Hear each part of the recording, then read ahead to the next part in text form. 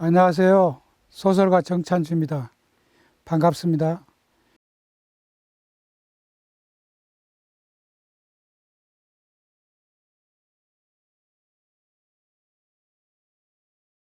원래 여러분을 직접 뵙고 강연을 하기로 돼 있었는데 주최 측에 사정이 생겨서 이렇게 온라인으로 하게 됐습니다. 다음에 기회가 있으면 여러분을 직접 뵙고 질의응답 시간을 가져서 소통하는 그런 기회가 있었으면 좋겠습니다.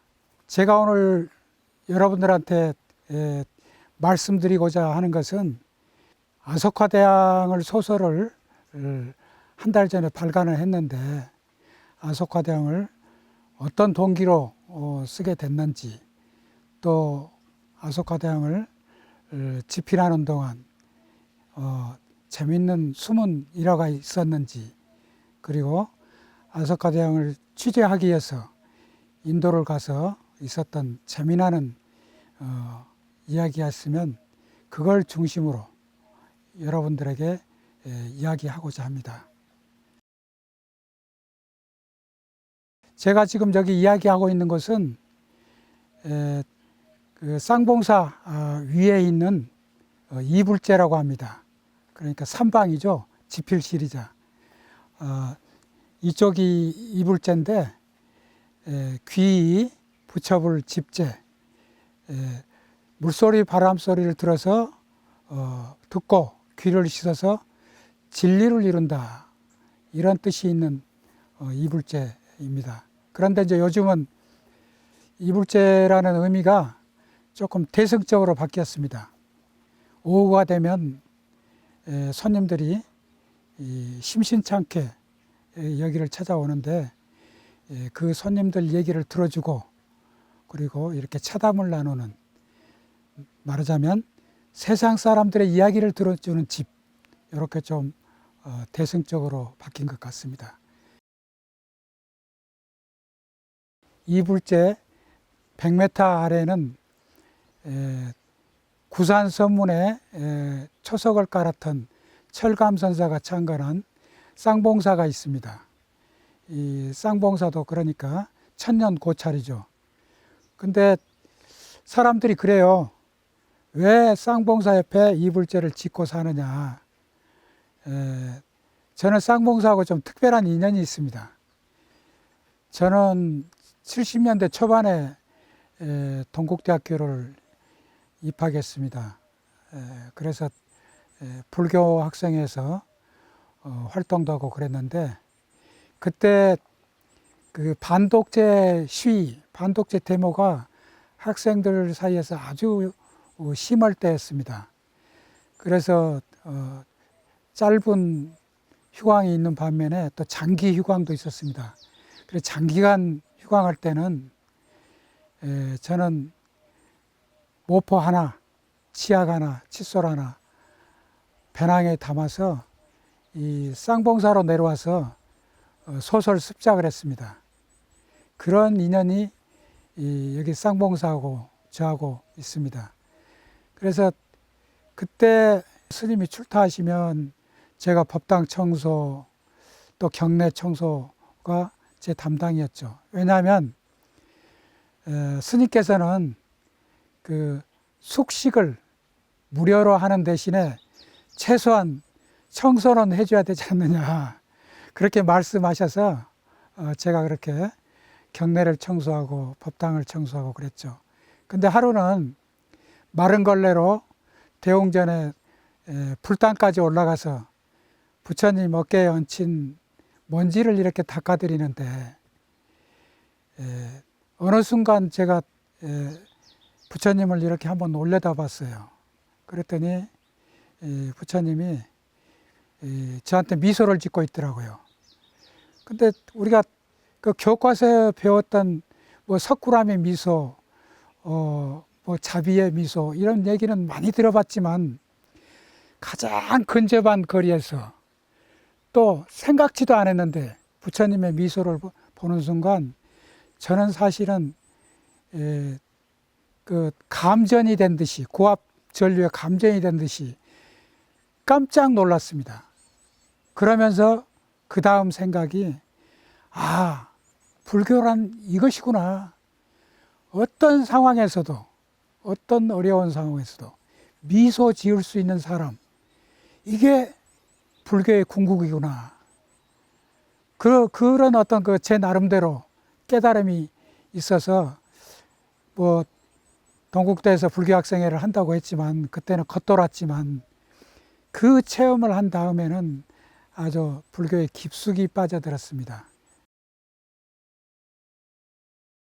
어느 날 송광사 방장이신 구산 스님께서 그 포교당이 저기 경복궁 옆에 법련사라고 있습니다. 거기 오셨다는 얘기를 누가 하더라고요. 그래서 우리 불교 학생의 멤버들이 다는 안 가고 몇 명이 갔습니다. 희한한 게 우리 구산 방장 스님께서 질문을 저한테만 하는 거예요. 그래서 제가 사실은 백과사전 어디 사전에 나온 식으로 대답을 하다가 그냥 이마에 진땀이 난 적이 있는데, 아주 저를 이렇게 곤혹스럽게 하시더니 차담이 다 끝난 다음에 이제 저희들이 이제 돌아가기 위해서 문을 나왔는데, 우리 방장 스님께서 법련사 문 밖에까지 나오면서 저한테만 그러는 거예요. 출가해서 깨쳐봐. 출가해서 깨쳐봐 그래요. 그러니까 옆에 있는 시자분이 좀 놀래더라고요. 우리 방장 스님이 여기 문 밖에까지 나온 적이 없습니다 그래요. 출가해서 깨쳐봐 그랬는데, 저는 거기서 외람되게도, 내가 동국대 국문과를 간 것은 좋은 작품, 좋은 소설 한 편 쓰기 위해서 갔는데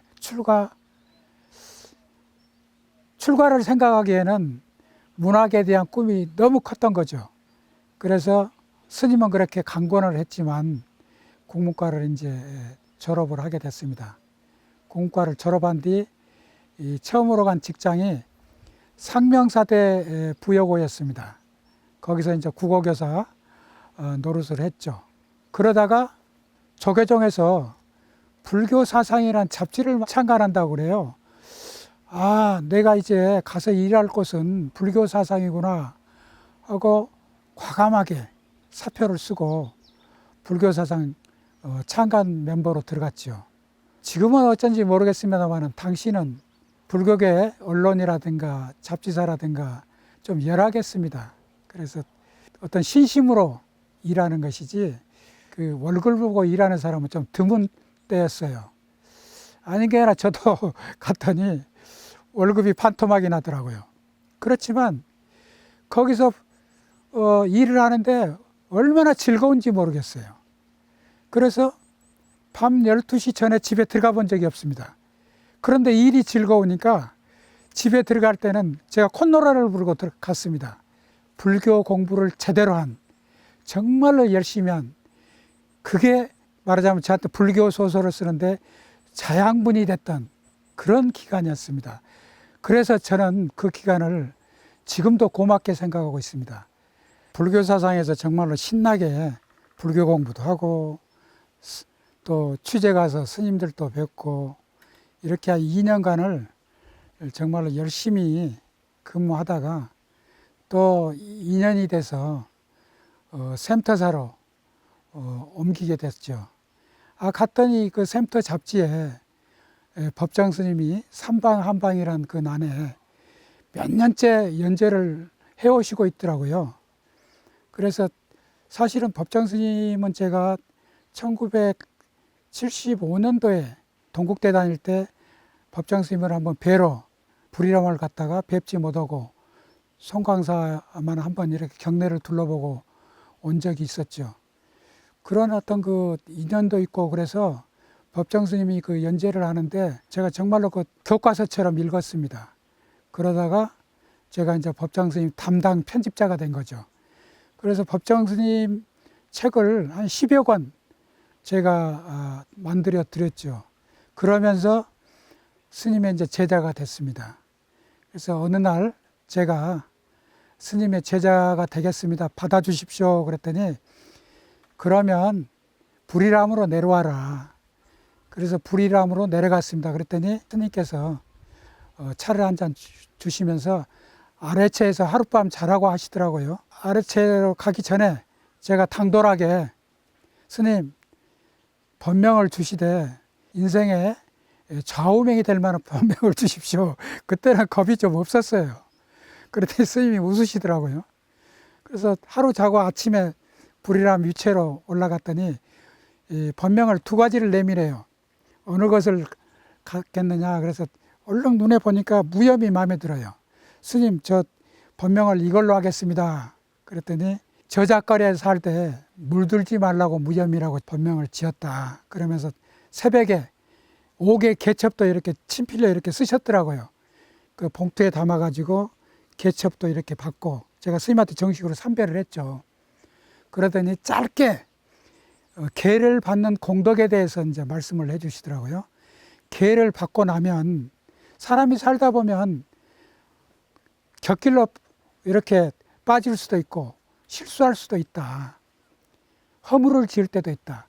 그럴 때 이 계를 생각하면 빨간 신호등이 켜진 것처럼 멈출 수 있다. 계를 받는 공덕이 바로 그것이다. 그런 짧은 그 법문을 해주시더라고요. 그리고 이제 서울에 올라오니까 또 여름에 한지에다가 화두처럼 이렇게 편지를 써서 보내셨는데 소리에 놀라지 않는 사자와 같이 그물에 걸리지 않는 바람과 같이 또 흙탕물에 더럽히지 않는 연꽃과 같이 이 수타니 파타에 나온 구절인데 이걸 이렇게 친필로 쓰시고 붓으로 쓰시고 그 밑에다가 팔만대장경이 이 세 구절 속에 다 들어가 있다. 한번 공부를 해서 그걸 깨쳐봐라. 이런 어떤 그 화두 같은 글씨를 주신 적이 있습니다. 어쨌든 스님께서 서울 오시면 좀 부담이 없으시니까 이런저런 이제 심부름을 많이 시켜요. 그게 그렇게 스님을 모신 지 제가 한 25년 됐죠. 그래서 39대 정말 글만 쓰고 싶어요. 직장에 나가는 그 시간이 아까워서. 그래서 스님을 찾아갔죠. 법정 스님을. 스님, 저 샘터 그만두겠습니다. 그랬더니 이 첫 말씀이 그만두고 싶은 마음과 다니고 싶은 마음은 몇 프로인가 그래요. 솔직히 얘기했죠. 다니고 싶은 마음은 51%고 그만두고 싶은 마음은 49%입니다. 샘터 더 다녀. 그러시더라고요. 그리고 또 10년이 흘렀어요. 그리고 49대 이제. 또 제가 그때 부장에서 이제 이사로 승진하느냐 마느냐 그 시기입니다. IMF 바로 전이었어요. 그때 이제 또 스님을 서울에 오셨다 그래서 또 법련사로 찾아가서 스님 이번에는 진짜 그만두겠습니다. 제가 39세 때 하신 말씀을 또 하시는 거예요. 그만두고 싶은 마음과 더 다니고 싶은 마음이 어떤가 그래요. 그때는 제가 이렇게 말씀드렸죠. 그만두고 싶은 마음이 51%고 다니고 싶은 마음이 49%입니다. 그랬더니 그러면 그만두게 그러더라고요. 스님, 그 1%가 왜 그렇게 중요합니까? 이렇게 제가 여쭤보니까 직장을 그만두고 나갔을 때 성공하리란 보장은 없다. 성공할 수도 있지만 작가로서. 그렇지만 실패했을 때 그 1%가 극복의 힘이 되는 거다. 그래서 나는 그 1%를 보고 그렇게 얘기한 거다. 이렇게 아주 명쾌하게 유권 해석을 내려주시더라고요. 그래서 그런 인연으로 49살 때 직장을 그만두고 바로 이 이불제를 짓게 된 것이죠. 그래서 이불제를 이제 한 6개월 만에 짓고 이불제를 내려와서 여기서 이제 살게 된 겁니다. 저는 그 법정 스님 제자가 돼서 스님과 참 많은 그런 숨은 일화가 있습니다.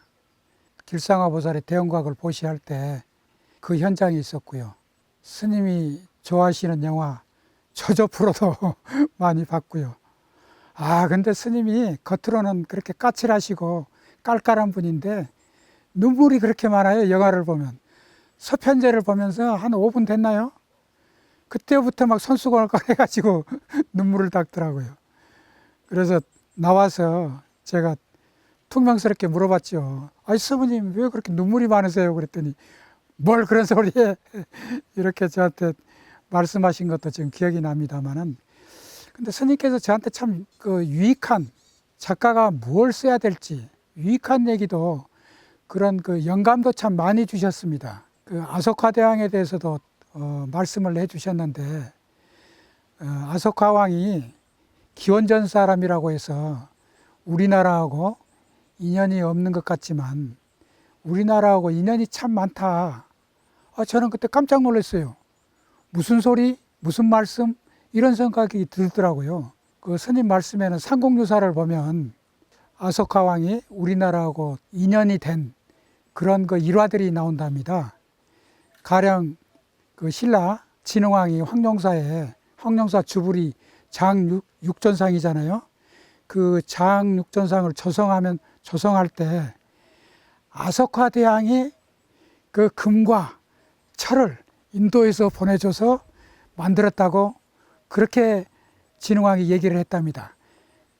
말하자면 그 진흥왕도 정복왕으로서 아소카 대왕을 어떤 그 이상형으로 삼았던 거예요. 이상적인 군주로. 그 진흥왕만 또 그런 게 아니라 또 법정 스님 말씀에 의하면 그 광개토 대왕도 그 요동성을 순시하다가, 그 삼국유사에 나오는 얘기랍니다. 요동성을 순시하다가 아소카 탑을 보고 나는 저 탑이 아니라 7층 목탑을 세우겠다, 이런 원을 세워서 그 지으려고 했다는 이야기가 나온답니다. 또 그 백제 성왕, 이 성왕은 전륜성왕의 준말이라는, 아소카 왕을 전륜성왕이라고 하잖아요. 전륜성왕의 준말이라는 설도 있답니다. 이렇듯 삼국시대에 우리나라하고 이렇게 밀접한 그 인연이 있었던 그런 아소카 왕이다. 그러니까 무연거사도 아소카 왕에 대해서 한번 공부를 해봐, 그런 삼국유사를 한번 읽어봐, 그러시더라고요. 법정 스님 말씀에 또 이런 얘기도, 그 아소카 대왕은 참 세계적인 대왕이다. 일본은 잘 모르겠지만 중국에 가면 아유광사라는 절이 많답니다. 아소카 왕을 한자식으로 하면 아유광이거든요. 근데 중국에 가면 아유왕사, 이런 절이 참 많다고 그래요. 세계적인 왕이니까 한번 관심을 가지고 삼국유사부터 한번 읽어봐라, 그런 말씀을 들은 적이 있습니다. 1995년도 2월 달에 한 달간 휴가를 내서 인도를 가게 됩니다. 그 인도는 부처님 4대 성지 중심으로 가고, 그리고 뉴델리하고 뭄바이까지 바라나시 포함해서 배낭여행을 갔는데, 저는 처음에 아소카 왕에 대한 그런 생각은 이제 까마득히 잊어버리고, 호텔 이제 뉴델리에 있는 상당히 좋은 좀 호텔이에요. 소위 요즘으로 얘기하면 별 5개 호텔입니다. 근데 들어갔어요. 들어갔는데 지배인이 방을 이제 배정을 해줘서 들어갔는데, 방에서 쥐가 나오는 거예요. 침대 밑에서. 그래서 제가 불러서 항의를 했죠. 아니, 이런 1급 호텔에 이런 침대 밑에 쥐가 산다는 게 이게 말이 되느냐. 그러니까는 그 지배인 말이 저를 깜짝 놀라게 했습니다. 손님, 세상은 사람만 사는 게 아닙니다. 사람도 신의 친구지만 쥐도 신의 친구입니다. 그래요. 그 인도 도착한 첫날 그냥 둔기로 머리를 한 대 맞은 듯한 띵한 이런 느낌으로 이제 시작을 했는데, 영치산을 또 올라가면서, 그때는 이제 95년도 때만 해도 그 성지순례하는 사람들이 드물었기 때문에 강도들이 좀 노상 강도들이 출마하던 때라고 그래요. 인도 경찰이, 코스염을 기는 경찰이 안내를 해주겠대요.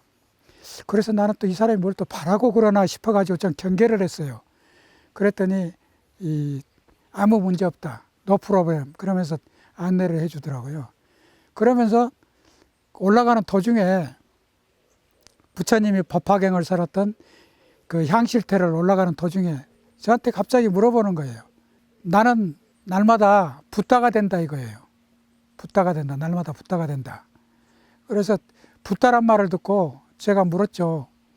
불교 신자입니까? 그랬더니 아니요, 힌두 신자입니다. 그래요. 아이, 그런데 어떻게 해서 날마다 붙다가 됩니까? 그랬더니 저는 아침마다 눈을 뜹니다. 그래요. 아, 제가 무릎을 쳤습니다. 그 척기경전을 보면은 부처님이시여 이런 말이 안 나옵니다. 눈을 뜬 이여 거룩한 이여 이렇게 부처님을 부르거든요. 야, 이 2600년이 지난 다음에도 이 눈을 뜬이란 말이 아직까지도 인도 사람들한테 살아있구나. 거기서 제가 두 번째 놀랐어요. 그리고 이제 성지 순례하고 그리고 돌아왔는데 성지를 돌아보니까 바이샬리나 또는 룸빈이나 또 상카시아나 이런 데 가면 석주가 서 있어요. 그리고 또 저 쿠시나가라 부처님이 열반지를 가면 아소카 탑이 있고, 그러니까 부처님 성지마다 아소카 석주가 있고 아소카 탑이 있는 거예요. 그리고 거기 현지인들한테 물어보니까 저 부처님 성지가 그렇게 개발이 된 지는 불과 지금 개발하고 있고 불과 2, 3년밖에 안 됐다 그래요. 그러니까 그 전에는 그냥 잡초 더미에다가 무슨 덩굴로 이렇게 잡목으로 덮여 있었답니다. 그런데 아소카 탑과 아소카 석주가 있어서 여기가 부처님 성지구나 이렇게 밝혀져서 그렇게 성지가 이제 인도 정부에서 정비 작업에 들어갔다고 그래요.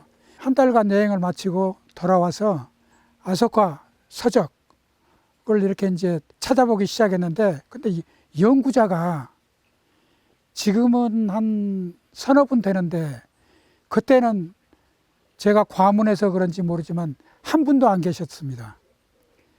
근데 다만 이제 논문들은 좀 있더라고요, 논문. 그래서 그 논문도 찾아보고 심지어는 아소카 왕이라는 영화도 찾아서 보고 이렇게 이제 관심을 키워갔죠. 그리고 이제 2년 터울로 인도를 이제 한 번씩 갔습니다. 그러면서 아소카 대왕이 답사했던 데는 거의 다 갔어요. 그 북인도, 또 동인도, 중인도, 서인도, 남인도까지 인도를 15번 갔습니다. 그게 기간이 2년 터울로 갔으니까 30년이었습니다. 그래서 이제 난 아소카 왕을 소설로 써야 되겠구나. 그런 이제 생각이 들어서 이제 매체를 찾아보는데 이것도 이제 대하소설로 써야 되기 때문에 이게 또 만만치가 않아요. 그러다가 이제 현대불교신문사에서 얘기를 했더니 거기서 선뜻 승낙을 해서 2년간 연재를 하게 됐죠. 그 아소카 대왕을 그 신문에 연재하면서 독자들한테 전화를 꽤 받았습니다. 독자들이 이 여러 가지 질문을 했는데 그 중에 하나는 그 아소카 왕의 어떤 점을 주목하고 이 소설을 집필하게 됐습니까? 이런 질문이 또 의외로 많더라고요. 인도를 그렇게 답사하면서 느낀 건데 아소카 대왕은 기원전 그러니까 BC 250년 부처님 입적 200년 뒷사람이거든요.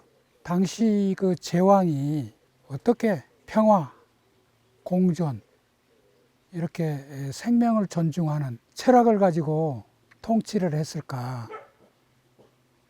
이것은 아마 세계 역사에 있어서 유일무이, 전무후무하지 않을까 싶어요. 알렉산더 대왕이 있고 징기스칸이 있지만 이 사람들은 그냥 정복왕일 뿐이거든요. 물론 아소카도 정복왕이죠. 근데 징기스칸이나 알렉산더한테는 통치 철학은 그렇게 찾아볼 수가 없거든요.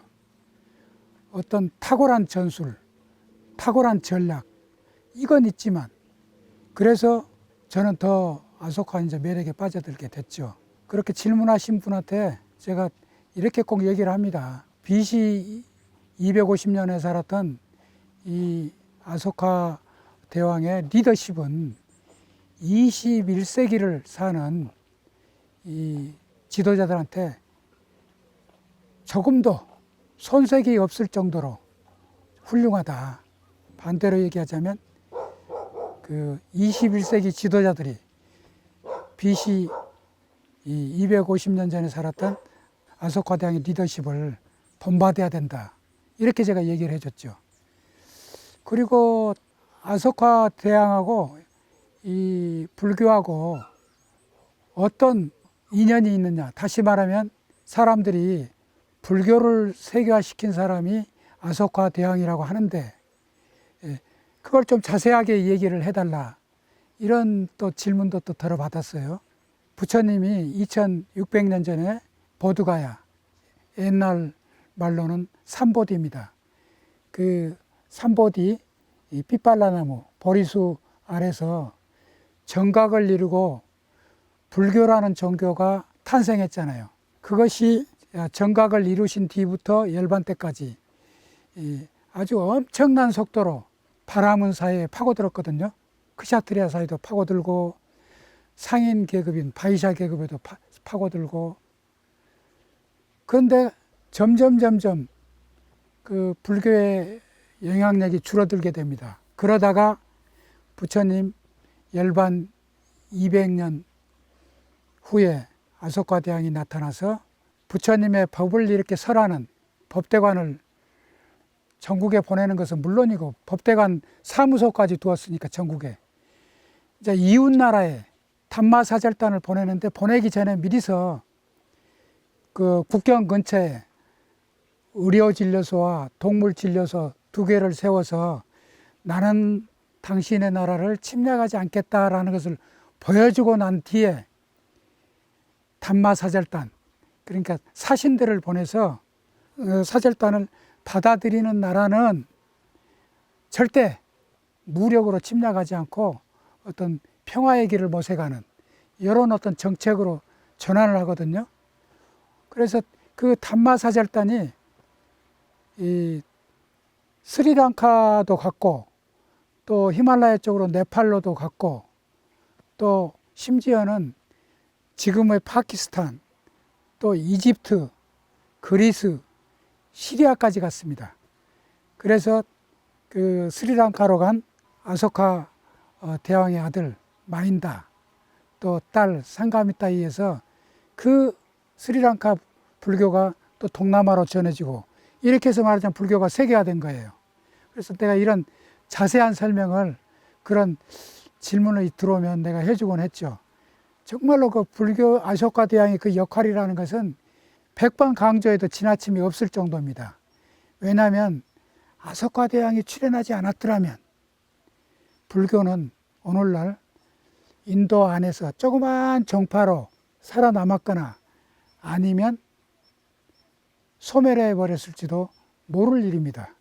아소카 대왕에 의한 그 불교의 세계화란 그런 의미가 있고 또 어떤 분은 여기 이불제를 찾아와서 어떤 분이 차담을 나누면서 질문을 하더라고요. 아소카 왕의 그 불교에 기해서 그 불교 신앙이 어느 정도로 깊었느냐, 어느 정도로 돈독한 신자였느냐 이런 질문한 사람도 또 있어요. 그래서 아소카 왕이 그 불교 신자가 되고 난 뒤에 그 깊어지는 그 단계가 나름대로 있습니다. 그 첫 번째는 승가의 보호자, 다시 말하면 인도 전역에 도시마다 절과 탑을 조성합니다. 84,000이라고 그러죠. 84,000개의 탑과 절을 조성합니다.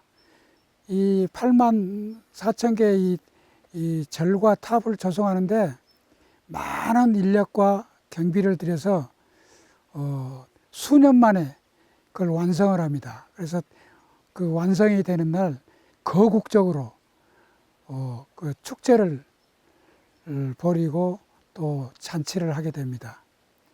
그런데 이제 그 승가의 보호자가 된 것도 사실은 그냥 아소카 왕이 아무런 그 이유 없이 이 마음을 낸 게 아니고, 사실은 그 아소카 왕의 외면은 그 아주 잔인하기 짝이 없는데, 그 내면은 불종자가 심어져 있었어요.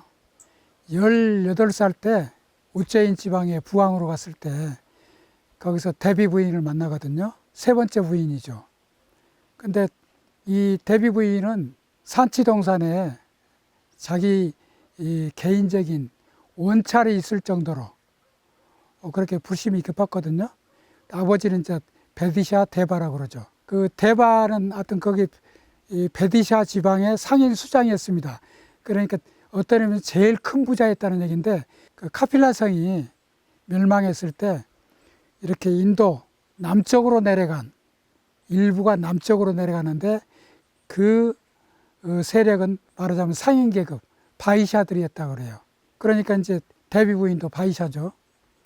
그래서 거기서 지극정성으로 그 자기 아픈 어머니를 위해서 기도하는 걸 보고 아쇼카 부왕 시절에 아쇼카도 뭔가 좀 느낌이 있었을 거예요. 그리고 또 그 왕이 된 다음에 아주 어린 사미승이 지나가는데 아주 위의가 있어요. 당당하게 걸어가요. 그래서 그 왕궁 베란다에서 보고 있다가 저 어린 스님을 이리 데리고 와라. 그래서 그 니그로다라는 사문이 오거든요. 근데 이렇게 몇 마디 얘기를 해보니까 원래 왕위를 입고한 이복형 수시마의 아들인 거라. 그런데 어린 니그로다 사문이 얘기를 하는데 이게 보통이 아니에요. 그래서 아쇼카 왕이 그 자리에서 나한테 법문을 해줄 수 없겠느냐 이렇게 얘기하니까 니그로다 사문이 법구경을 얘기를 해줍니다.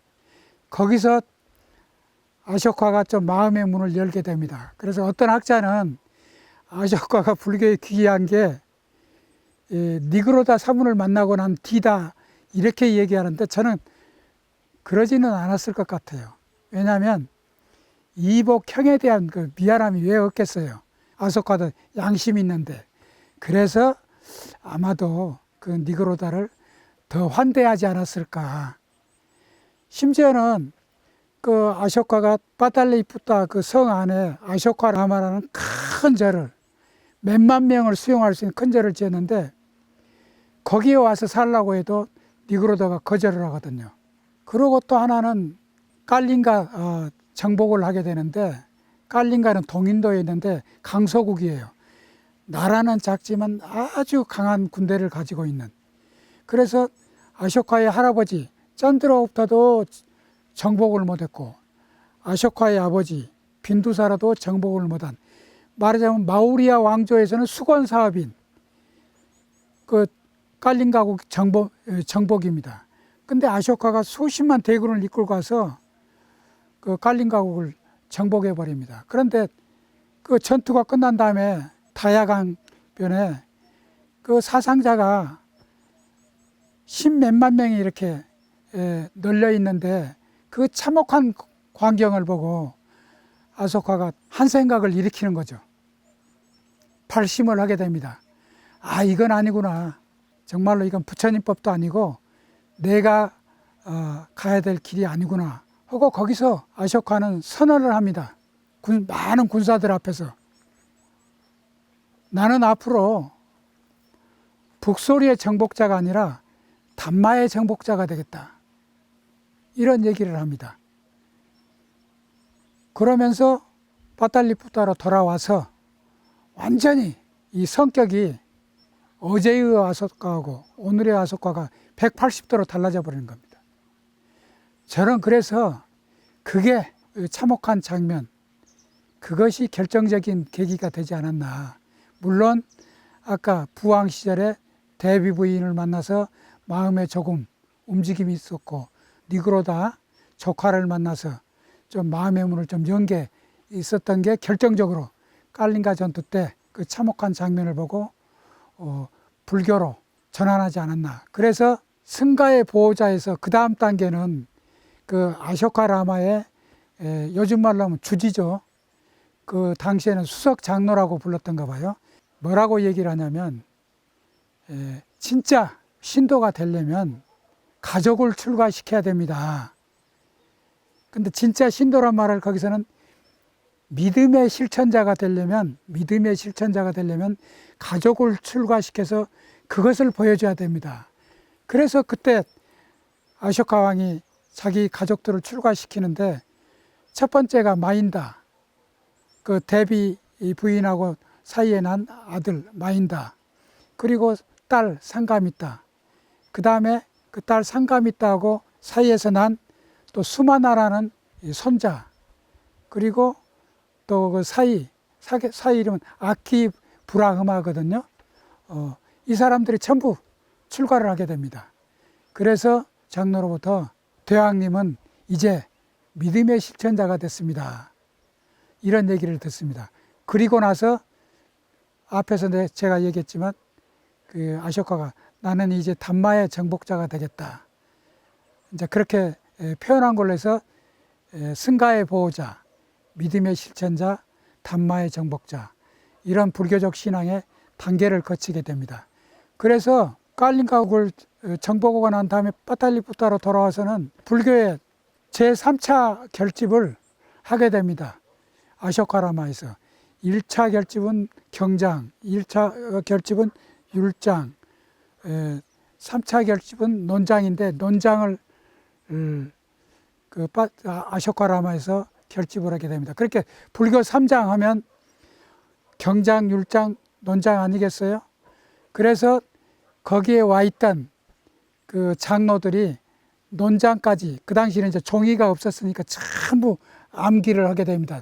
3장을 다 암기를 한 다음에 아쇼카 대왕이 그 다음에 뭘 하느냐. 이걸 외국에 불교를 퍼뜨려야 되겠다. 이런 어떤 원력을 세워가지고 담마사절단을 만듭니다. 말하자면 사신이죠.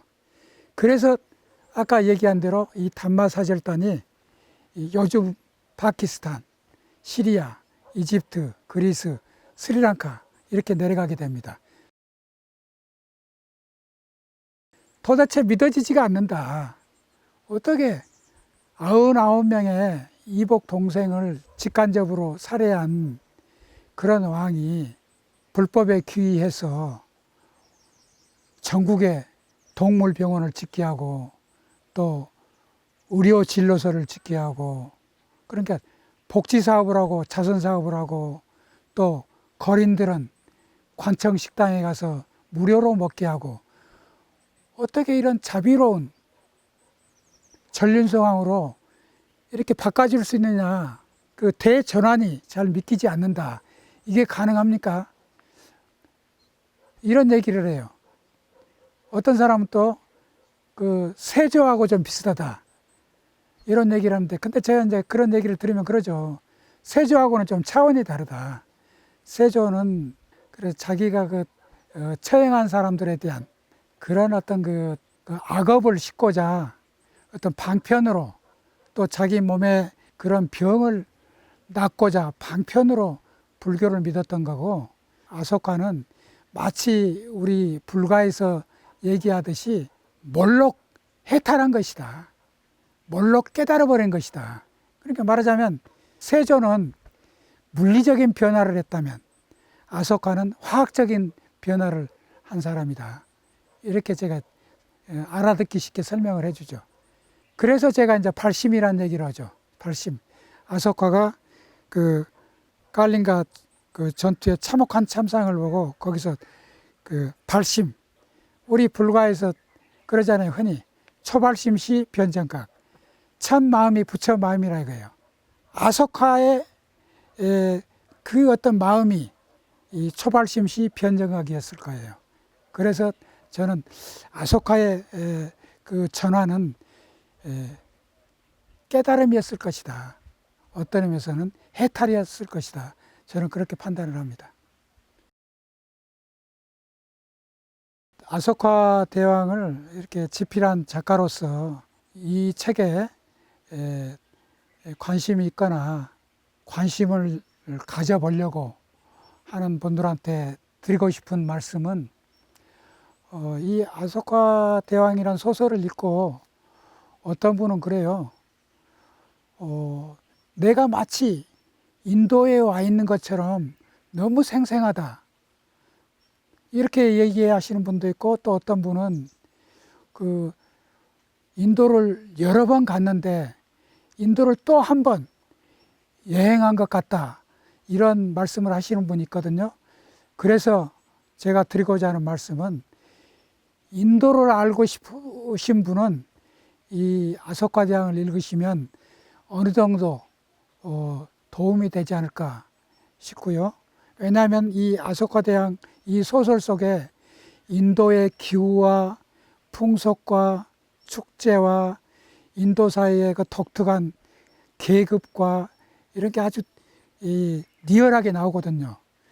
그래서 인도를 가고 싶은 분들은 아소카 대왕 소설을 한번 읽고 가면 도움이 될 거다. 이런 얘기를 드리고, 또 아소카 대왕으로부터 우리들이 이 배울 점이라는 것은 어떤 평화 공존이 무엇인지, 그리고 생명의 가치가 왜 소중한지, 이런 것들을 우리가 알고 있지만 또 한 번 더 이렇게 환기가 되는, 주지가 되는 그런 기회가 되지 않을까 싶어서 아소카 대왕을 집필한 작가로서 권해봅니다. 감사합니다.